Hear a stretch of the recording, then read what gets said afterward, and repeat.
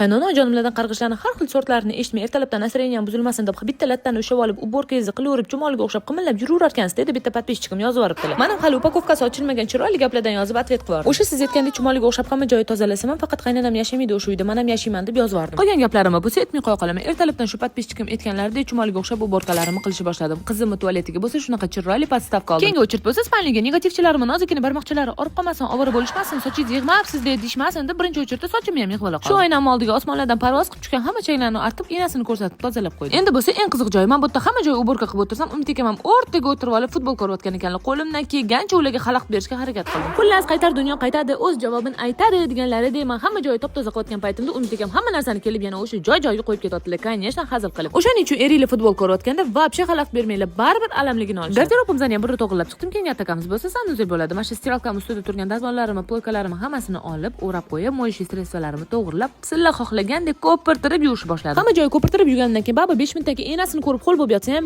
delfinlatda qop-qora qilib artib qo'yishni yaxshi ko'raman. Vannam o'zi top-toza edi, lekin sheringlardan kam bo'lmasin, qo'yni o'ksimasin deb uyani ham birroq qarab qo'ydim. Endi bo'lsa sizlar bilan raspakovka chek qilamiz. Vannam uchun shunaqa chiroyli naborlarni olganman, hozir ko'rib sizlar ham hayron qolasizlar. Xuddi yangi kelinchalik sarpasiga narsa bergandek, men ham yangi uyga ko'chishdan oldin juda ham ko'p narsa olgan ekanman. Mamani krasotkaligini qaranglar, urnasini, mama jidki milo soladigani, mama shotkasi, вообще shotkaligi ham bilmaydi. Chiroyliligini qaranglar, mama zubni shotkalarni soladigan, sovun soladigan, prosta krasota. Ko'zlarimni o'ynatib chiroyli qilib qo'yib qo'ydim. Men olgan profildan olsanglar bozorga borib o'tirishinglar ham shart emas, chunki bozor narxidan ancha arzon. Gapirishga sal g'alati, lekin mama bumaga qo'yadigan qaranglar chiroyliligini, buni bo'lsa o'zligi ishlab chiqarishar ekan. Ulardan yana kafilimga shunaqa mos tushadigan veshilkalarni ham oldim. Endi bo'lsa oxirgi etap pollarimizni ham yaltiratib artib oldim. Havoda parvoz qilib turadigan unitazimizni ham tegini chiroyli qilib tozalab qo'ydim. Xullas, sizlar kutib turgan profilni ko'rsataman. Hamma narsani mana shu Basatun.uz profildan olganman. Kengayasida ko'rishguncha hammaga xayr. Bu videoni bo'lsa uyim joyim deydigan kliniklarga jo'natib qo'yamiz.